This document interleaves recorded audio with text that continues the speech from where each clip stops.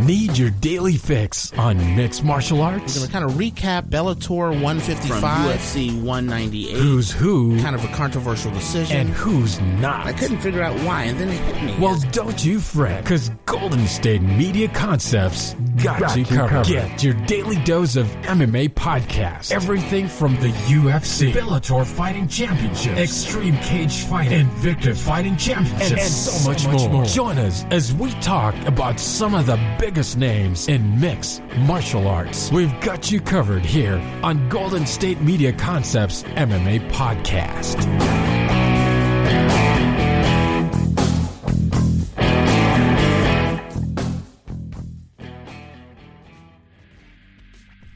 Thank you for tuning into the GSMC MMA Podcast, brought to you by the GSMC Podcast Network. I am your host, Arnel De Leon, hoping that your day is going awesome and well. At the time of this recording it now, things are beginning to slow down for me in the sense of, well, I've been quarantining, like hardcore quarantining, for the better part of 2 weeks. This is the 14th day at the time of this recording. I went to church, and I know you would say, like, oh man, it's pretty reckless for you to go to church. Well, note, there was a person at my church who did pass away as a result of COVID, and that was just yesterday. So yesterday, somebody from my church passed away from COVID. She was in her late 70s, around like 75 to 78 years old, in between that point there. She ended up passing away, and during my quarantine period here, oh my goodness, it's very tiring. It's very taxing on me mentally. Like, there are moments where I wake up and I'm like, oh my goodness, what is today? Is today Wednesday? Is today Thursday? What's going on here? And it really, it's a huge life lesson for me that, oh my goodness, I am an introvert, and I understand there are many introverts out there, but oh my goodness, human interaction is incredibly important. And during this 14 days, these straight 14 days of quarantining, I mean, like, of course, even before the quarantining, I rarely spend time with my friends, but I at least go out. At least I go out and, like, I try to, like I do walks, I do hiking trips. I sometimes see my friends, like, maybe, like, once a week. But in the span, like, that's not once a week. I say 2-3 times a week.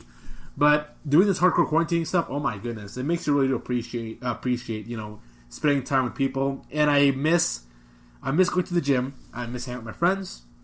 I miss going out and, like, just spending time with my friends more than anything else, and interacting with people. Oh my goodness. So yeah, quarantining, very, very, very, very difficult. But today is indeed my last day of hardcore quarantining, staying inside my house and constantly ordering Postmates and using my house as my own little gym.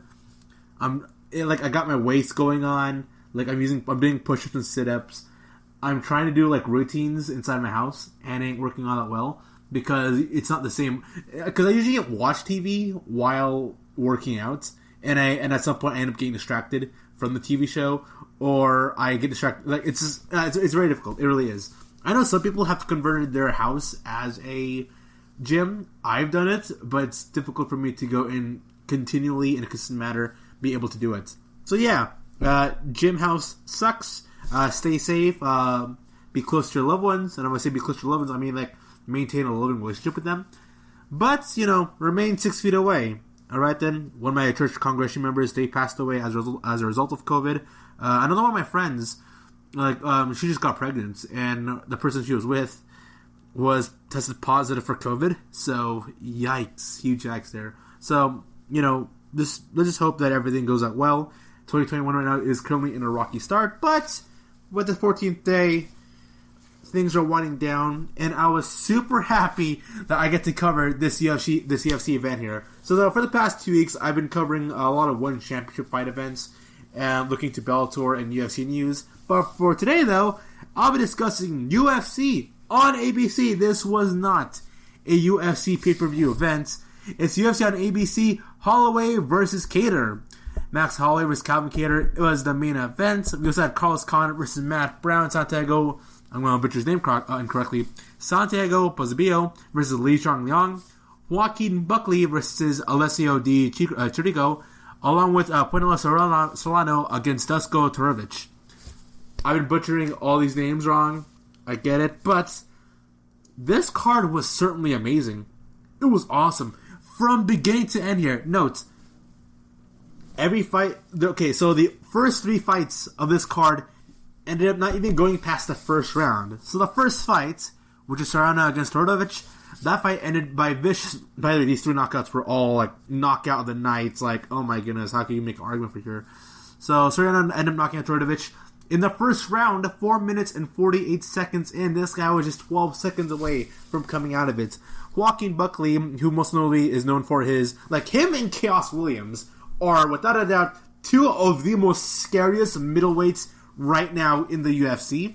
And when I say scary, I mean, these guys, they will go... Like, forget fighting this very technical, slow-paced bout. No. Joaquin Buckley and Chaos Williams, they're going to go out there and they're going to go full-on gas pedal here. They don't want to fight in the second round. They want to go out there and they want to destroy you in the first. But just like Chaos Williams, Joaquin Buckley's over-reliance and like overconfidence in his strength and his ability to go counterfight all his opponents. And usually Buckley and both Chaos Williams, they are so darn good with their angling position, and they can also not power anybody who they fight. The second they start fighting and move up the ranks, both these fighters are still prospects. Buckley and Chaos Williams, when they move up the ranks, they'll start fighting these fighters who got really tough iron chins and also are really good at defensive boxing and tiring you out. And that's what happened here. So Joaquin Buckley ended up losing to Alessio Di ChiricoToday via KO in the first round, 2 minutes and 12 seconds in. Just like Chaos Williams, Buckley was a little too overconfident, and he needs to develop a lot more patience. I get it. He's coming off 2 victories right now with insane knockout victories coming just under a 1 minute of the first round. I get it, but he's being way too aggro, and he does need to learn how to go pace himself. Meanwhile, Alessio Di ChiricoToday, you were coming in as not the favorite in this fight here, and you definitely made a name yourself with a vicious knockout on Joaquin Buckley. Good on you for that. So, Jiangliang, he was a fighter who, like how I saw Lee, he definitely was a fighter that, he looks green. Alright, then, I think his striking is very, very green, but he proved me completely wrong here. Thank you, Jiangliang, knocking out Santiago Ponzinibbio. With, like, this dude, man, he doesn't look like a dangerous fighter, and the way he fights, he doesn't come across as that reckless. But when he's really on pace, when he's really onto it, though, this guy is subtly very strong. Like, the dude actually is properly built. He's got great knockout power. Like, his knockout power doesn't correlate with how he fights. In a sense that he's like this fighter who fights with a weird wide base, and then he pokes you. But then he just turns into, like, you know, Robbie Lawler all of a sudden and just dominates you. That's Jiangliang here. A guy who is deceptively really powerful. And then we get to the 2 main bouts here with Carlos Condit versus Matt Brown, Max Holloway versus Calvin Kattar. Carlos Condit ended up defeating Matt Brown in, I say, a controversial decision. Then had Max Holloway defeating Calvin Kattar after 5 rounds of action by unanimous decision. And I'm going to talk about this right here because, oh my goodness, Calvin Kattar, Max Holloway, dang! Oh my goodness, this fight was absolutely stellar to watch. An absolute amazing, perfect showcase of Max Holloway's boxing ability here. And when you think about this fight here, like, oh my goodness, how can Max Holloway not be next in line to fight against Alex Volkanovski? And I'm trying to think here in the sense that many journalists out there believe Max Holloway should have won the fights against Volkanovski. I don't think so. I really don't. I think the right fighter won both times. I'm a firm believer that Volkanovski won in both the eye test and the fight stats. I understand why some people would be like, oh man, Holloway won. And it's because the way that Volkanovski strikes and how he fights, it's very subtle when he is able to go land certain shots or when he's able to go and pick apart people. It's weird. Like Holloway, he's gonna go throw a string of like 5 punches on you, and when you see it, you're like, oh my goodness, wow, he's taking apart. But when you see Volkanovski do it, though, he'll take you out with like 5 strikes. But those 5 strikes, when you see it, you blink and you miss it. And not only that, they don't look like, at least from an aesthetic perspective, they don't look as aesthetic pleasing as Max Holloway. So when those two fought, it was more of a sense of like, oh my gosh, Holloway, he's landing all these big shots onto Volkanovski, but Volkanovski is doing just as much, if not more. But because the way because here's the thing, Volkanovski, he's got significant size disadvantage over Holloway. And so, every time you see Max Holloway landing for a strike, it's going to the temple or to the upper ridge of Volkanovski's head. Compare that to Volkanovski, who's landing a majority of shots onto the chin of Max Holloway. And if you show both of them striking... Okay, so if you show, 10 seconds of Holloway striking Holloway, and 10 seconds of Volkanovski striking Holloway, and 10 seconds of Holloway striking Volkanovski, you'd be like, oh man, it looks like Holloway is doing more than Volkanovski. In reality, if you count it, and if you see the angling of the shots here, Volkanovski is doing just as much, if not more, than Holloway. It is when Holloway strikes, it is very aesthetically pleasing. And it is incredibly pleasing to go watch Holloway versus Calvin Kattar going right at it. In my predictions, I said Holloway would go and win first round and second round. Then Calvin Kattar will go and be... Calvin Kattar is a slow fighter in the sense that it takes time for him to go find the angle. Kind of like Lomachenko. Vasily Lomachenko, another great boxer. Lomachenko, one of the best boxers in the entire world. In the sense that they start off very slow, but by the end of it, though, they get better through the rounds. I think the best version of Calvin Kattar usually applies to him in the third round. That's his best rounds. And he goes on, becomes much more better as the fight goes on. He is a cardio machine. The fact that Calvin Kattar was able to go land in some vicious right-hand elbows and some really darn good clean shots by the end of the fourth round shows how great of a cardio freak Calvin Kattar is. But Max Holloway, I was criticizing Max Holloway and was critical of him in the latter half of the Volkanovski versus Holloway fight, because it was in the second half of the fight that in this fight with Volkanovski, I'm like, okay, Volkanovski, he's a better boxer than Holloway in the second half here. Yes, Holloway has shots that look a lot more pleasing to catch in the eye, but Volkanovski's just doing more here. And in this bout, Holloway, through sheer consistency and an incredibly high volume of strikes, just keeps this insanely high pace onto Calvin Kattar. I am so stunned and shocked that Holloway was able to keep an incredibly high level of volume at a per round basis. I don't think there was ever a drop off in striking volume through all 5 rounds of action here. And I'm putting up the fight stats. So Max Holloway, he landed 447 out of 746 total strikes. He landed 60% of his strikes. He also then landed 445 of 744 significant strikes. 445. Now, compare that to Calvin Kattar, who has 133 significant strikes, 134 total strikes. So, in terms of the fight stats, in terms of the eye test, Max Holloway dominated Calvin Kattar. Once again, this isn't a disrespect to Calvin Kattar. Max Holloway, John Anik was saying that he believed that Max Holloway in that fourth round went 10-7. And you could argue that every single round in this fight resulted in Max Holloway winning 10-8, 10-8, 10-8. But even then, even if you know that Max Holloway won decisively in this fight here, this was a very back and forth bout here. This really was. There were many moments in this fight here where Calvin Kattar, he would go swing for a right or a left, and he would get 2 very straight clean shots onto Max Holloway's face. And if these shots were to land on anybody, they would drop. But because Max Holloway is as tough as he is, as good of a fighter as he is, and also Max Holloway's head movement, oh my goodness, this is amazing. Max Holloway's head movement, he's able to go find shots, his ability to go and simultaneously dodge and be a great counterpuncher while also pursuing his opponent is absolutely amazing. It really is. So Max Holloway, dominant, great performance against Calvin Kattar. Calvin Kattar, he did his best. Yes, it was a wash in terms of scorecards here, but Calvin Kattar, he pretty much, through this fight, I believe, cemented himself as a fighter who will go and stay with the UFC for a long time. He's one of, Platinum Mike Perry, Thiago Alves. It is those types of fighters who, although they have a ceiling, every time they're booked in a card, like Vicente Luque also is like this.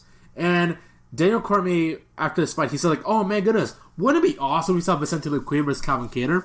Because Vicente Luque versus Calvin Kattar could easily be a fight of the year candidates. Last year, Vicente Luque had 2 fights that I believe was among the top 20 fights in the UFC in the year of 2020. I think Vicente Luque is one of the more exciting fighters in all the UFC, and he's gonna go and become... Vicente Luque is like the modern day Diego Sanchez, and I would like to see Clay Guida, Diego Sanchez, new version, Calvin Kattar versus Vicente Luque happening sometime in the year of 2020. That is a fight I want to see, and I can guarantee you that fight will shock and amaze fans everywhere. And so I'll continue on with my discussion of the UFC event. Once again, you're listening to the GSMC MMA podcast. Come back after the short break here. See you soon.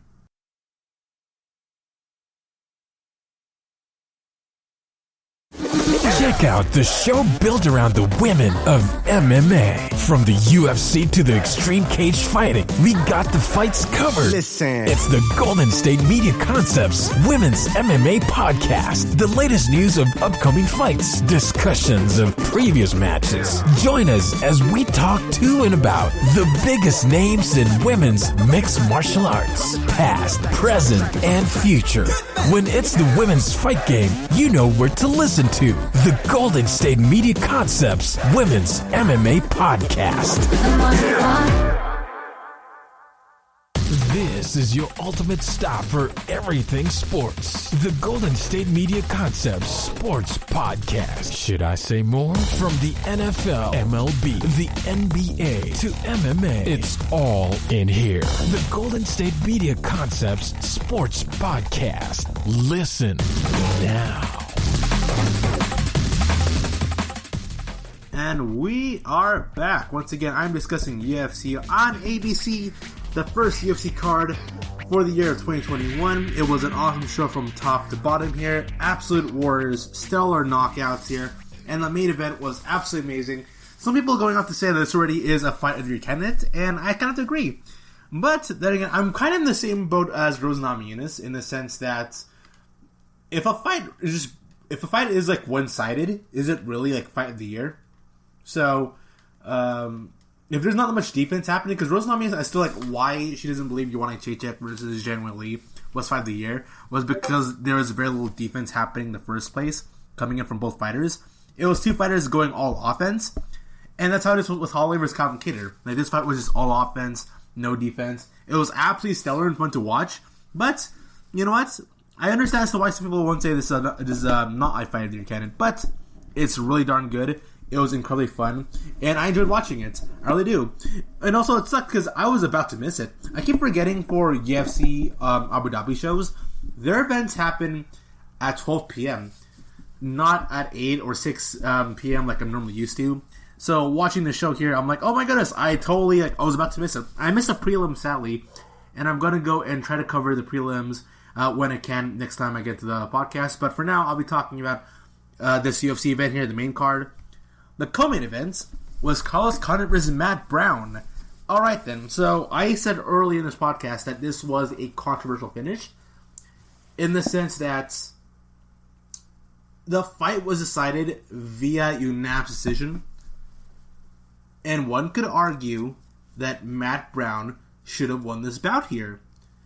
And the only way we could really... This was such a back and forth bout in terms of the eye test here. And there were a lot of moments in this fight where both of them were ground and pounding each other, or both of them were just standing up and banging. So, in order for me to really justify it, I gotta look at the fight stats. Because if the eye test is very close, because here's how I view it, you gotta justify it via both the eye test and the fight stats. And if the eye test is so close, you can't make a better decision. Now, of course, the fight numbers don't tell you the entire story of the fight, but they're good to be used as a reference point. So this back here, Carlos Condit, he landed 157 total strikes out of 209.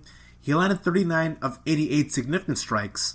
He also landed 2 of 4 takedowns. Now Matt Brown, on the other hand, he landed 37 of 54 total strikes and landed 28 of 37 significant strikes, got 1 out of 6 takedowns in. And I am so shocked about this. I think it was even mentioned in the end of the fights. I think John Anik pulled up stats, and he said, did you know Carlos Condit is up 120 strikes over Matt Brown? And Dan Cormier was like, really? That's not what it looked like. But apparently, it looked like, if you look at the fight stats, it looked like Carlos Condit dominated Matt Brown. And it looked like Matt Brown just didn't do anything in this bout here. But if you actually see the fight, this was a proper scrapyard bout. This is a proper back and forth scrap fight with two fighters trying to go and get the best control in the ground, laying in some vicious ground and pound action here. And maybe, that's how I interpret it, maybe it looked like Matt Brown, Carlos Condit was a close bout because of the blood, because of the intensity of the bout, because of them grappling so physically. It looked like it was more of a scrap fight than it actually is. But if you look at the stats, that's not what it says. And also, I like to note that when Matt Brown was on top of Carlos Condit, or even when Matt Brown was playing defense and was trying to go fend off Carlos Condit's wrestling here, Matt Brown was constantly holding onto the arms of Condit. He was constantly holding it, and those two were battling it out, but it wasn't Matt Brown laying in construction from bottom, throwing in some elbows. He's not really doing much at bottom, other than defending himself against Carlos Condit. And when he does get on top of Carlos Condit, also it shows like in the time of ground control here, Carlos Condit got, I think, plus 3 minutes onto Matt Brown in terms of ground control in its entirety. So even when Matt Brown had some ground control on top of Carlos Condit, Matt Brown was, once again, he was holding Condit down but not doing much offense. And this is one of those scenarios where a fighter who is able to defend themselves, but not defending themselves properly or efficiently, or defending themselves in a way that would be aesthetically pleasing in both the eye test and the fight stats, those fighters are just going to lose. That's just the case here. If you are in the ground and you have the option of either striking from bottom position or holding onto the arm of your opponent and preventing them from doing ground and pound, which Matt Brown, he did a really good job defending himself from the ground and pound, but because he played defense for most of the fight, this led to no positives or no aggression or positive ratings coming in towards the direction of Matt Brown. It's weird to explain it. So, if I were to punch you, yeah, the person who did the punching gets, plus up in the stats. But if I don't punch you and I'm able to duck and I avoided your shots, do I get rewarded for avoiding your strikes? That's really where the fine line is here. And Matt Brown, he did a really awesome job defending himself and preventing Carlos Condit from truly being dominant on him. That's why it looked like a very back and forth action, because Carlos Condit was obviously struggling in the grappling aspect against Matt Brown here. Now, note, Carlos Condit, his wrestling was really darn good. I did not expect this fight to be a wrestling bout. Actually, it was Matt Brown who initiated the first takedown of the entire fight back in the first round. So Matt Brown was the one initiating the wrestling, and then Carlos Condit is able to reverse out. And I'm surprised that in terms of the stats, Matt Brown only had one takedown in, because throughout all 3 rounds of action, they were constantly switching and changing positions in the bouts. So fight stats versus the eye test, two entire different things. So based on the eye test, you could be like, okay, it's a flip of a coin who actually won the bout. And then you go and see the stats. Alright then, the stats kind of prove that Carlos Condit won the bout. And it was very strange because in the end of the fight, when Bruce Buffer was announcing who won the bouts, Matt Brown looked so confident, dude. Matt Brown like, oh yeah, man, I definitely won that fight. I definitely won. Because in the final minutes of the third round, Matt Brown was the one doing the ground and pound action on Carlos Condit. And there was no way, with the way how the fight was playing off in that last minute of the bout, that Carlos Condit would be able to defend himself for an extended period of time. Like, if Matt Brown was in superior position of Carlos Condit in the final 2.5 minutes, and into the final 1 minute of that third round, you could argue that, heck, Matt Brown could have finished Carlos Condit here. And with how the fight was going, I would say Matt Brown is more likely to finish Carlos Condit more so than Condit was. And even though he was hit in the face only X amount of times, only about 30, he only got hit in the face 37 times compared to Matt Brown's 157. They were both equally gassed. They both look up. They both look battered. And in the final minutes, Carlos Condit was in a really bad position. and if the fight were to continue on just a little bit more, then Matt Brown could have won. No, if we were fighting in one championships, where the fight is not judged by a round-by-round basis, but judged by accumulation, and at sometimes the judges might score it to the fighter who is winning by the end of things. If we were at one championships, Matt Brown could have won the bouts. He really could have. But he didn't win the bout, and it was given to Carlos Condit. Carlos Condit was the right choice. He was the right person to go win the fight. He should have won that fight, and I think it would be unfair for Condit if you were to be given, oh man, you lost the bout, because even though the stats say that you did great, even the eye test is a complete flip of the coin. I support Carlos Condit in his victory. But if you go on Twitter, Matt Brown is protesting this. He goes on to say on his Twitter, Matt Brown, at I am the immortal, he says, 30-27 is ridiculous. I won the first round 100%. He won the second for sure, and the third is really close by, ended on top. Should I have got the decision? I don't know. But if he got it based on just the third round, I would have been mad. Effing judges. Thanks for all the love and support, and for the occasional hate. I'm still getting better and stronger, and every day I will learn and grow from this. Hope you all enjoyed the show. So, Carlos Condit goes on to say in an interview that he's not really sure what comes next. He's pretty much placed at that journeyman position here, which is weird because a couple of years ago, Carlos Condit was a title contender, and now he's like just there. He's like Johnny Hendricks right now, where he's a great fighter. He can go defeat a lot of fighters. He's amongst the top of the elite of the UFC. But it's hard to imagine him win the actual belt where he currently is right now in his position in the UFC. That's what it was for Johnny Hendricks right after his fight with GSP. And for Carlos Condit, I'm not really sure. I really am not. I know he is trying to, he's being vocal about wanting to see a Nick Diaz/Nate Diaz fight versus him. I don't want to see it, honestly. I don't think Nick or Nate Diaz would be open to fighting against Carlos Condit, because the last time Nick Diaz fought against Carlos Condit, it was a very boring fight. It was not fun or enjoyable to watch. Even Nick Diaz in the post-fight was like, you know what? That's unfair. I won the fight. He didn't do anything to me. And Carlos Condit won the fight. It was a bout between two dudes who are known as scrappy fighters, and it was just Carlos Condit fighting very defensively, and Nick Diaz being very passive. So I don't want to see it. I think Nick and Nate Diaz don't want to see it. I think even Dana White will recognize, oh man, these two shouldn't fight again. It really shouldn't happen.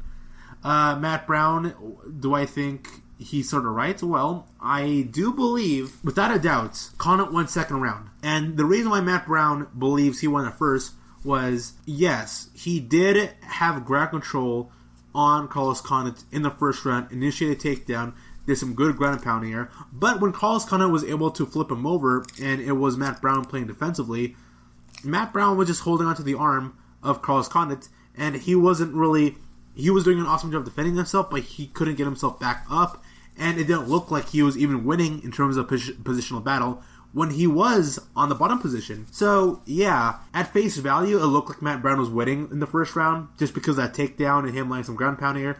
But Carlos Condit did a lot more better on defense than Matt Brown did, in the sense that he did a lot more better statistically on defense. And when I say statistically, I meant when Matt Brown was on top of Condit was laying in some shots from bottom position onto Matt Brown. When Matt Brown was in bottom position, Matt Brown was just holding onto the arms of Carlos Condit, which didn't stop the high volume of strikes Carlos Condit did when he was ground and pounding. So, I understand what Matt Brown is saying. I understand why some people would believe this fight was close. I believe this fight was close up until I dived in deep into the fight stats and saw how Matt Brown was defending himself. So, this bout was a very close one. And, you know what? Matt Brown, just like Calvin Kattar, those are two fighters who, from this fight, because Dana White loves fighters who go out there, who, although are losing, are going out there, guns a-blazing, they fight like they actually care, and they're making every fight they're in a war. Also, Roxanne Modafferi. Roxanne Modafferi is also one of those fighters who, if you were to tell me, a year and a half ago, if Roxanne Modafferi would still be in the UFC, I would say no. I really wouldn't. Roxanne Modafferi's amazing performance against Macy Barber, and her bout against Alexa Grasso, those two fights really cemented Roxanne Modafferi as she is a fan favorite, and although she's not going to win the title, you like to see her win for the title, you can't expect Roxanne Modafferi to be able to compete at the highest level. She can compete amongst 5 through 10, but she can't but she isn't able to go and beat fighters 1 through 5. And that's how it is for Matt Brown. He can give really competitive, good, exciting bouts 5 through 10, but I highly doubt he is able to go compete anybody who's positioned 1 through 5 in his respective division. Carlos Condit in the post-fight presser goes on to say that he said that I expected a little bit more exchange on the feet and it became more of a grappling match, but it was still great. Hopefully it was exciting. Hopefully people weren't expecting some kind of crazy war and then there's a letdown because we're just grappling and hugging each other, but who knows, I'm happy. So they had a war. It was a grappling war between two fighters known for their striking ability, and maybe because the fact that they're not the most cleanest looking grapplers out there, it made the fight seem a lot more bigger than it is. He goes on to say, because he's going through a 5-fight losing skid right now, he says, 5 losses in a row was tough. It was really tough. I'm showing up on fight night. I feel like my preparation was always good, but you've got to bring it to the moment. You can be in good shape and look good on the pads and in sparring, but you've got to show up on fight nights. You've got to be a game day player, and usually I have been that my whole career, most of the time. As for the next order of business, note this was the final fight for Carlos Condit's UFC contract. He goes on to say, no clue, honestly, I don't know, as it pertains towards his future. He says, I have a few things I've got tended. I've got a few things to fix up, and yeah, I don't know. I think there's a lot of variables out there. I love the UFC. I've had an incredible run. I've grown up under Zuffa, WC, UFC, but we'll see. And so the future right now is bright for Carlos Condit, and I won't be surprised if he moves to another organization like Bellator, PFL, or possibly one. And so you are listening to the GSMC MMA podcast, coming back after a short break here. See you soon. Tired of searching the vast jungle of podcasts? Now listen close and hear this out. There's a podcast network that covers just about everything that you've been searching. Hey! The Golden State Media Concepts Podcast Network is here. Nothing less than a podcast bliss with endless hours of podcast coverage. From news, sports, music, fashion, cooking, entertainment, fantasy, football, and so much more. So stop lurking around and go straight out to the Golden State Media Concepts Podcast Network. Guaranteed to fill that podcast itch. Whatever it may be. Visit us at www.gsmcpodcast.com. Follow us on Facebook and Twitter, and download us on iTunes, SoundCloud, and Google Play.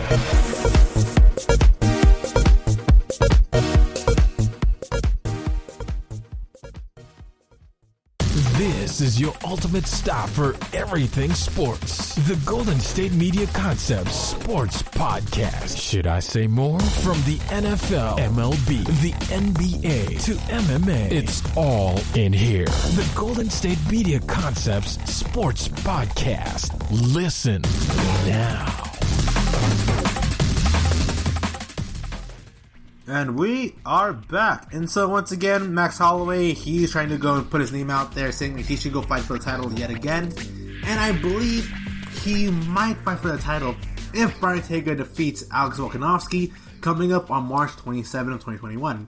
So it'll be Alex Volkanovski versus Brian Ortega. That bout is going to be a very interesting one here in the sense that Brian Ortega's boxing ability has tremendously improved.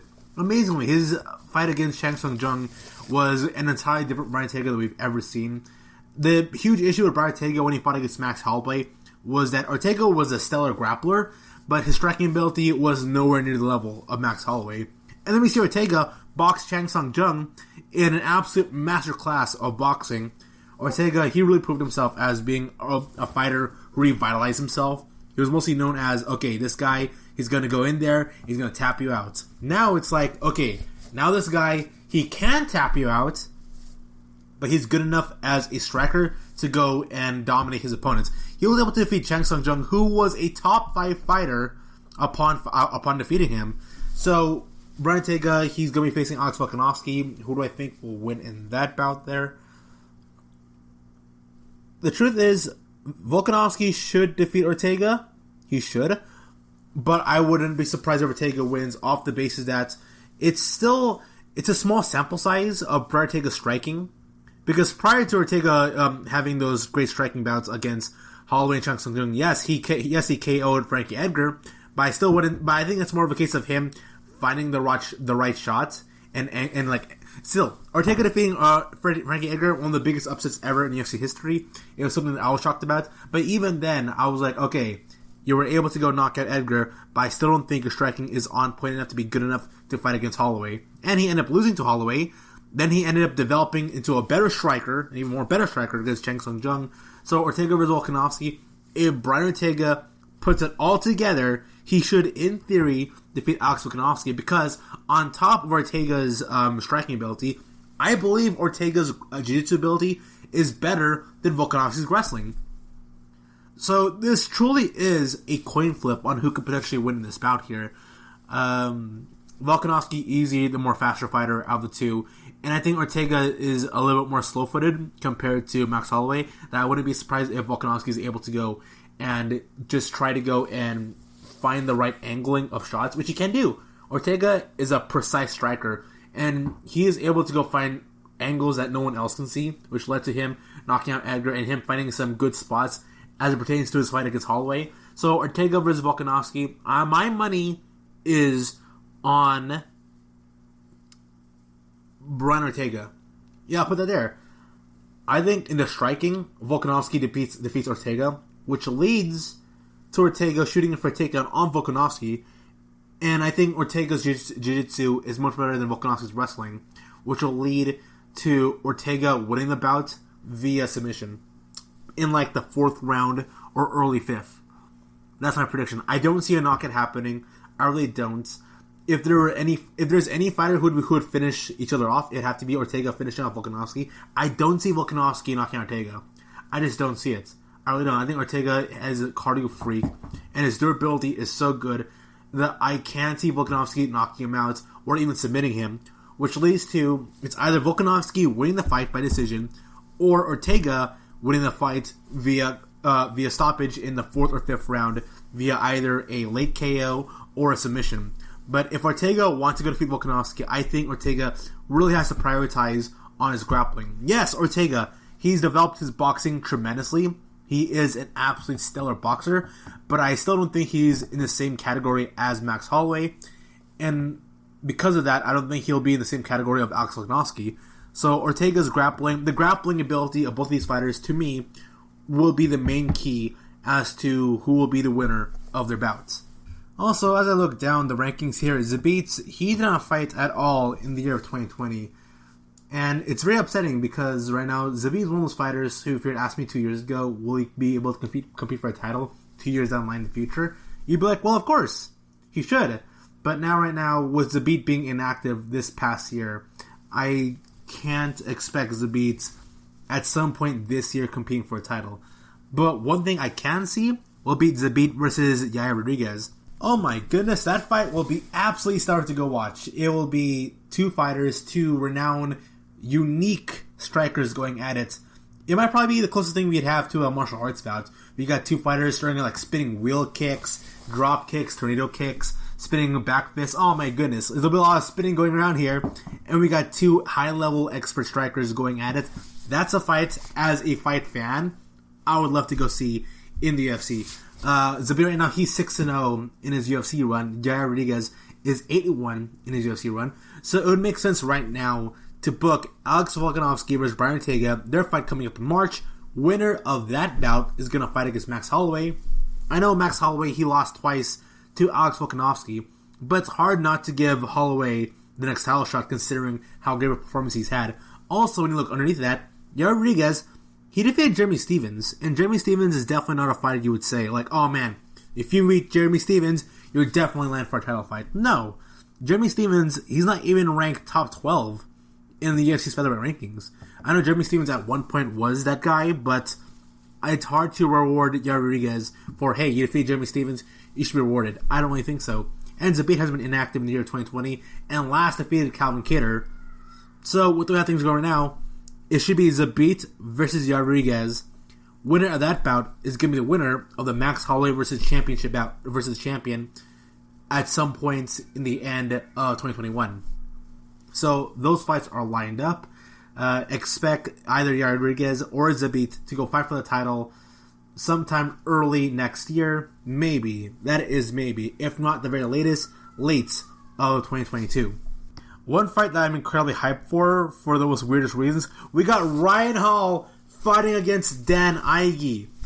Dan Ige, a proper fan favorite of mine. Ryan Hall, another fan favorite. Two fan favorites to the hardcore MMA community going at it. Ryan Hall should win. Ryan Hall has to be probably the most underappreciated fighter right now in the UFC. That dude is 100% good enough to beat any fighter in the top 5. I know, his striking, a lot to be left desired for, but his grappling ability is, bar none, the best in that featherweight division. It would be a dream fight for me, a dream scenario, if we had Ryan Hall versus Brian Ortega in a pure grappling match. Who would win that battle? I'm not really sure. I really don't know. But Ryan Hall is going to be fighting against Dan Ige. That fight is going to probably be 1 minute and 15 seconds. And that's no disrespect for me for saying Dan Ige, oh man, he sucks. No, he doesn't suck. Dan Ige is a really darn good fighter. It just style-wise, there's no way somebody like Dan Ige, who is a great striker, lose somebody who is as good of a wrestler or grappler as Ryan Hall. Typically, in wrestler versus striker bouts, I always lean on the side of the grappler. And Ryan Hall is just another level in terms of grappling and wrestling. And kind of like Khamzat, Ryan Hall kind of is a Khamzat, except the UFC is not backing him, in a sense, and also Merab Dvalishvili.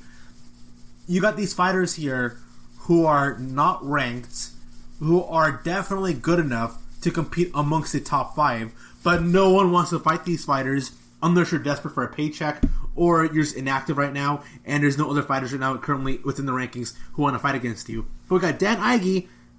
Thank you, Dan Ige, that we get to see another Ryan Hall bout, because there's no way somebody in the UFC's featherweight rankings is totally fine fighting against somebody like Ryan Hall, who could go and make them tap out in under the span of just 30 seconds. He is that dangerous a fighter. Kind of like Khamzat Chimaev, who I heard Leon Edwards wants to go fight against. And that's a huge risk there. I think there are other fighters. Same logic with like Michael Chandler also, like Tony Ferguson's perspective, in the sense that Ferguson said it best, where he said, I'm a ranked fighter who is at the cusp of fighting for the title. Why should I go and focus my time on somebody who's unranked? Because if he beats the unranked fighter, his ranking doesn't change. But if you lose to the unranked fighter, well, then he just goes down. There is no benefit for there is no rankings benefit for defeating certain fighters who are very dangerous. The truth is, Leon Edwards, he doesn't have to fight Khamzat Chimaev at all. He absolutely doesn't. And when you look at another fight like Carla Esparza, when she was booked to fight against Amanda Ribas, and at the time of the booking, Amanda Ribas was, I think, number 10. Carla Esparza was like, no, I don't want to fight against her. And then she was also matched up against Marina Rodriguez, and yes, she defeated Marina Rodriguez. Good on her for that, but she's not given any opportunities to fight somebody who's at the top of the rankings. And because of Carla Esparza's refusal to fight against Amanda Ribas, next thing you know, she's right in line for a title fight. And that's how it is with Ryan Hall. Dan Ige, if he beats Ryan Hall, Dan Ige will remain being like number 6 ranked. But if Ryan Hall can pull this off, man, then fighters who are in the top 10 of the featherweight rankings, who are coming off losses, have to go fight someone like Ryan Hall in order to go and move up in the rankings there. So, I'm excited for Ryan Hall when those two do end up fighting each other. Two fan favorites, and I can't wait for it. So, coming up this Wednesday, January 20, at 9 a.m. in Abu Dhabi. You can watch it on ESPN. We have Michael Chiesa versus Neil Magny. Warley Alves versus Monero Lazaz. Ike Villanueva versus Vinicius Monera. Roxanne Modafferi versus Vivian Araujo. Matthew Christopher Chanel versus Tyson Nam. Along with Leron Murphy versus Douglas Silva de Andrade. That's coming at the main card. And then the prelims, we got Ricky Simon. Why is Ricky Simon in the prelims? I don't get that. But Ricky Simon against Castellano Perelio. Amari Akhmedov versus Tom Breese. Akhmedov deserves a lot more better. We got Zamko Adashev versus Sumaruji. I'll say his name wrong here. Dalcha Lungabula versus Marcus Perez. Jerome Rivera against Francisco Figueiredo. Mike Davis versus Mason Jones. And Umar Nagomedov versus Sergey Morozov. Oh, I forgot, sir. We got a women's fight bout opening things up. Victoria Leonardo versus Menan Farot. That's coming up for this Wednesday, January 2020. January 20 at 9 a.m. at Fight Island. You can go watch it on ESPN. So, Michael Chiesa versus Neil Magny. Let me discuss this before I go to commercial break here. This definitely is a must-win for both fighters in the sense that they're both in the cusp of competing amongst the top 5 in the welterweight division. They are right there. If Neil Magny wins, if Michael Chiesa wins, this one bout is gonna get them a guaranteed shot against somebody amongst the top 5 of the welterweights. And right now in the welterweight division, other than Gilbert Burns, there seems to be no evident competition for Kamaru Usman. I don't think Neil Magny or Chiesa are good enough competition for Kamaru Usman, but that just speaks as to how deep the welterweight division is, in the sense that it's lacking depth, it's lacking fighters who you know are good enough to fight against Usman. And with Neil Magny and Michael Chiesa here, these are two fighters who, for I say in the past 3 years, have been like, okay, Chiesa, Magny, if they put it all together, these guys are good enough to fight amongst to fight against someone like Colby Covington. Yeah, I'd say Colby Covington, like levels of stature. Covington being a fighter, you might not like the guy, but he's a top 5 fighter and former title challenger, and his name is always being thrown out there for possibly fighting against Kamaru Usman. Now, I don't think it's going to happen. I don't think there even should be a Colby Covington versus Kamaru Usman fight too. No, but if Chiesa or Magny were to win their respective bouts here, I mean, if they were to win their bouts, then either of them can go fight against Colby Covington. And I believe Chiesa and Neil Magny are both perfect matchups for Colby. I do believe so. Both of them are stellar defensive wrestlers. Both of them, in terms of reach and length, easily match up and outdo Colby Covington. And I think they're both fighters who are very good in the counterfighting game, that they will not be overwhelmed by the high velocity of strikes from Colby Covington, and then they can go focus in on the grappling of Covington. So these are two fighters who I am very high on. The UFC has been high on them for a while. I love this reemergence going on right now in Neil Magny's career. For the past 7 years, it's always been, can this guy do it? Can this guy finally reach the mountaintop? He has all the tools. He has all the potential to be the very best. If he gets there, he's a danger to anyone amongst the elites. And Neil Magny, only now, this late in his career, is finally putting it all together. Michael Chiesa, he's been active and inactive, and he's kind of like Paul Felder, or he's almost close to being like Paul Felder, where he's a top-ranked fighter, but he really enjoys doing commentary and doing analysis work for ESPN and for the UFC. That kind of is distracting him on his path to moving up in the rankings here. And Michael Chiesa has said himself that he feels like commentary could be a feature for him after he retires. So Michael Chiesa versus Neil Magny, this will be a major fight with major stipulations coming in for the welterweight division. You are listening to the GSMC MMA podcast. Come back after the short break here with a news brief. See you soon. Want to know the latest in soccer? Then listen to the Golden State Media Concepts Soccer Podcast. From MLS, the World Cup, and the Premier League, we've got you covered. The latest updates, the hottest matches, and news on the league's top players. It's the Golden State Media Concepts Soccer Podcast. David Beckham scores the goal to take England all the way to the World Cup finals. Listen now. And we are back. So let's go on to the news brief portion of the podcast here. So on Sunday, it was going to be a discussion on, okay, so what's happening with Khabib Nurmagomedov? Dana White said that it's going to be either a yes or a no as it pertains to Khabib's decision on whether or not he will go and make a comeback in MMA. And instead, Khabib goes on to say maybe. And because he said maybe, we're not sure what Khabib's mentality is for fighting. Now, with him saying maybe, there is a small door open there. There is a small door on the possibility of him coming back. There are people still challenging him, from Michael Chandler to Tony Ferguson.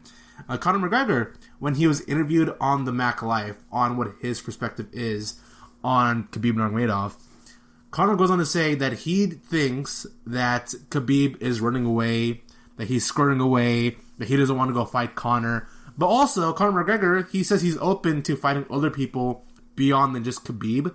I believe that if there was an offer given to Conor McGregor, he would say, like an offer between, who would you rather fight, Khabib or Manny Pacquiao? I'm pretty sure if Conor McGregor was smart, he would go and pick Manny Pacquiao over Khabib. Just because, like, Manny Pacquiao, a much more bigger name than Khabib. You can go make more money. You can sell out more tickets. Essentially, the ceiling is much more higher doing a Conor versus Manny fight as opposed to a Khabib versus Conor fight. So, also, note, you have to, I recommend people to go look at the Mac Life as it pertains to the interview that they had with Conor McGregor. Because Conor McGregor, oh my goodness, so the dude is still trash talking, kind of, in the sense that he's still talking smack and he has this, like, high praise of himself and this huge ego. But the Conor McGregor we're seeing now, he looks very fulfilled. He really is. And one of the questions that was asked in the Mac Life, the interviewer told Conor, hey, how does it feel knowing, you know, you and Dustin Poirier, you were talking a whole lot of trash talk back then. Now it's just easy going. And Conor McGregor in the Mac Life, he ended up comparing his fight with Dustin Poirier similar to that of Don Cerrone, in the sense that he's going into this fight to go do the job and be focused in on fighting, more so than the promotion aspect of things. Because here's something I know about Conor McGregor. The dude's a superstar. He's made a whole boatload of money. The dude the dude's a happily married man. He's got a kid that he's very proud of. So, yeah, there is this desire to see, like, I don't think Conor McGregor has the desire anymore. The desire to be like, look, I gotta show the world that I'm the best. It's more of a sense of Conor McGregor knows he's really good, and he's gonna go and be the best person he can be when he steps into the octagon. And according to Dana White, he says that we're seeing a really good version of Conor McGregor here. So, Conor McGregor versus Dustin Poirier, we are going to see the best version of Dustin Poirier. We're going to see the best version of Conor McGregor in this bout here. Now, obviously, the big question going into that fight will be the cardio aspect of things, because without a doubt, Dustin Poirier has amazing cardio, much more better cardio than Conor McGregor. A proven track record that Dustin Poirier can remain a consistent volume of striking and action through all 5 rounds of a fight, compared to Conor McGregor, who pretty much gasses out by the 3rd round of any fight he goes to. And so, it would be the striker proficiency of Conor McGregor versus the cardio of Dustin Poirier. That's the narrative going into this fight. But Conor McGregor, based on the interview, he says that he put a lot more effort into doing drills based on cardio, and he says that his speed and his quickness will be the key factor of him becoming a better fighter. So he was asked, like, hey, what's the reason why Conor McGregor would beat older iterations of Conor? And Conor says that mentally he's in a better place than he was during those other iterations of himself, and he believes he's more faster and more agile and has better boxing and cardio skills as compared to who he was back then when he fought even like Khabib, when he fought against Max Holloway. So I'm expecting a really good version of Conor McGregor. I would be shocked if Conor McGregor ends up knocking out Dustin Poirier.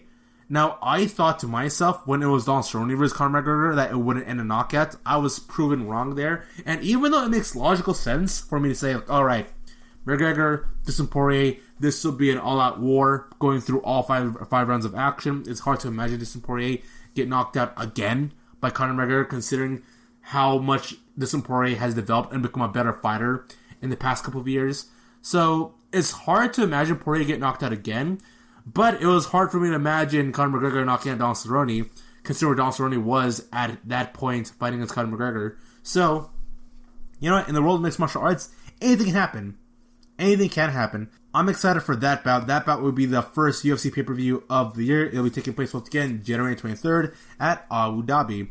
And 3 days before that, we're also going to get UFC Fight Night with Michael Chiesa versus Neil Magny. A night full of great action. A week full of great action, really. I am happy of the UFC on ABC fight that took place, the entire event.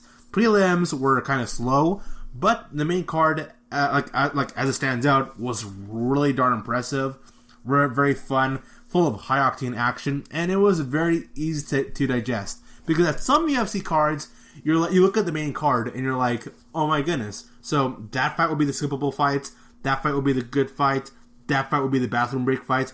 Note, when I do watch these shows here, or when I watch these shows with my friends, there are certain fights to which me and my friends, like when we used to go out for a Buffalo Wild Wings, we know when to order our food, or like we know, or we time it out on when we start eating our food based on what's happening in the actual screen. Because here's the thing, if there's an interesting fight happening at a UFC card, or even a boxing card, or even an NBA like game, if it's interesting, we'll watch it. But if we know there's something boring that's going to happen, like a halftime show, or a prelim fight, or a fight between two fighters who we don't want to see, we map it out perfectly as to when we're going to order our food and when we're going to receive our food. Because we order our food at the tail end of a great fight, and then we go and before we get to a boring fight, we time it perfectly to which we receive our food when the boring fight starts happening. So, yeah, putting it out there, dude.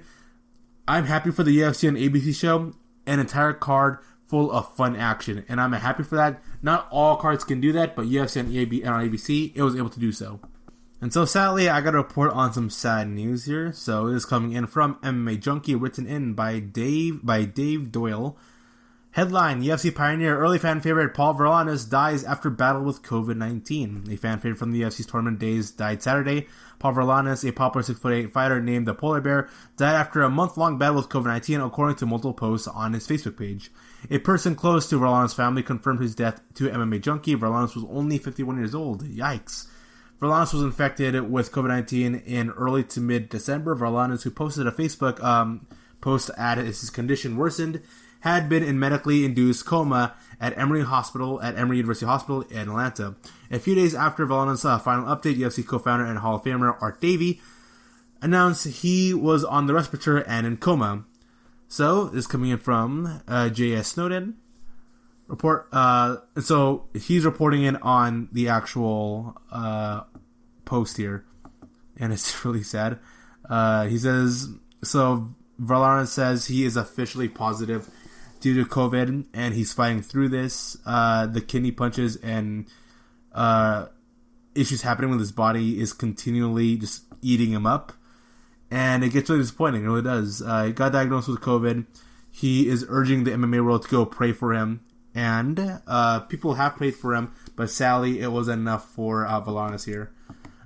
After a collegiate football career at San Jose State University, Varelanes, who was 9-9 in his MMA career, formed the UFC, made his UFC debut back in 1995 as a legendary UFC 6 event in Casper, Wyoming. He finished Cal Worsham in the quarterfinals in a 62-second by knockout with elbows before getting TKO'd by Tank Abbott in the semifinals. At UFC 7 in Buffalo, New York, Varelanes got all the way to the finals as he submitted Gary Harris into the quarterfinals and Mark Hall in the semifinals before getting TKO'd by Mark Ross at the 13-17 mark of no rounds, because I keep forgetting this actually, that old UFC had no rounds. No, they sometimes had no rounds, and sometimes fights just go on, because when they get to the finals, you have the announcer guy, the commentator, to be like, there has to be a winner in this bout here. The only way this bout's going to end is by a finish. So if you got two fighters who are gassed and tired, and especially if they're heavyweights, it's very hard to imagine having a fun finals event with two fighters who are not built for long haul action. So Varelanes made two more appearances after the finals, earning a decision victory over Joe Moreira and losing to Kimo Leopoldo at Ultimate Fight 96. His final bout was a knockout against Dick Vergy at a Rings card in 1998 in Amsterdam.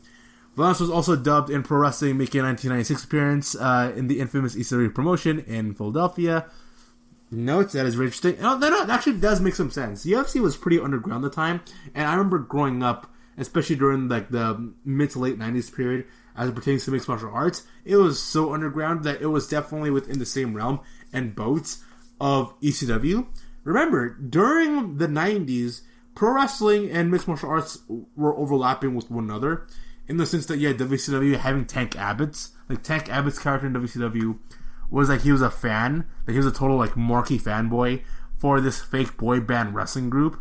And then in WWE, we had Ken Shamrock, who was the bodyguard for Vince McMahon, and he was fighting this evil cult.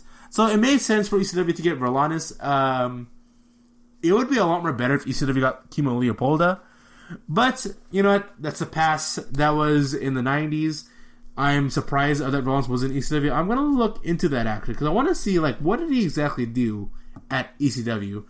But this is a sad passing. There have been people in my life who had COVID that passed away. I said this earlier in the podcast, that just a couple days ago, yesterday, at the time of this recording, a member from my church passed away as a result of COVID.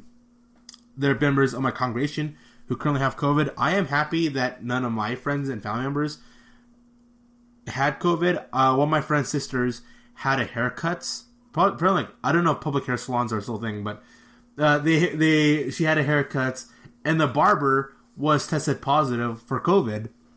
And so he had to go quarantine himself for 2 weeks. She had to go quarantine herself for 2 weeks. And it was very scary. And it sucked because we were meant to go and hang out together. But he gave me the notice of like, hey man, yeah, we went to a barber shop. Guy had COVID. Not all that well. So people, go stay safe. Try to be safe. And if you do have people in your family who are a wee bit older, try to avoid, I know it sucks, right? Try to avoid being close to them physically, because, you know, for as much as you want to go love your grandma, your grandpa, you want to hug your mom or dad, or even like your older brothers and siblings, you know, be wary, be careful, clean, wash yourself, just be overall safe. Now, speaking of someone who wasn't safe, we had Pat Miletich. So whatever your viewpoint is on politics, on the U.S. Capitol being stormed, which happened, which is one of the most craziest things I have ever seen or witnessed on the news. But UFC Hall of Famer Pat Miletich, a pioneer of the sports, he is an all-time great in UFC and MMA history. I am a firm believer that the world of mixed martial arts would be very different if Pat Miletich wasn't around in the 90s. But Miletich, he ended up losing his job. He worked as a commentator for LFA, Legacy Fighting Alliance, as a result of a picture coming out of him storming in the riots happening in the U.S. Capitol. Ironically enough, though, if you go on YouTube, there are a lot of people for some reason posting videos and at Facebook, there are people posting images of themselves rioting, and I'm just like, why do you want to do that? Why would you want to put yourself out there? I understand that you're trying to like make a statement and all that stuff, dude. But when the majority of America is really against you and you're making both sides look bad, I don't get why would you have so much pride to go and video yourself and put it out there, or take pictures and do selfies of yourself in the Capitol in what will be seen as one of the most embarrassing moments ever in U.S. history down the line. And as a person who studied history and was a history teacher, I can safely tell you right now that was a really dumb move by Pat Miletich. I understand he has his beliefs and his values, but I am not surprised that he ended up being let go by Legacy Fighting Alliance here. You know what? He might, maybe, consider his accolades, can go and find another job, but right now his reputation doesn't seem well for him. It really doesn't, which is really sad because Pat Miletich is an all-time great fighter. And so that will bring us to a close for today's podcast. You have been an awesome audience. Thank you for listening. All I gotta say is thank you for listening to the GSMC MMA podcast, brought to you by the GSMC Podcast Network. I'd like to ask you, please remember to subscribe to the show and write a nice review. That really helps us. Also, if you can please follow us on Facebook, Twitter, and Instagram. Thank you, and have a good night. You've been listening to the Golden State Media Concepts MMA Podcast, part of the Golden State Media Concepts Podcast Network. You can find this show and others like it at www.gsmcpodcast.com. Download our podcast on iTunes, Stitcher, SoundCloud, and Google Play. Just type in GSMC to find all the shows from the Golden State Media Concepts Podcast Network. From movies to music, from sports to entertainment, and even weird news. You can also follow us on Twitter and on Facebook. Thank you, and we hope you have enjoyed today's program.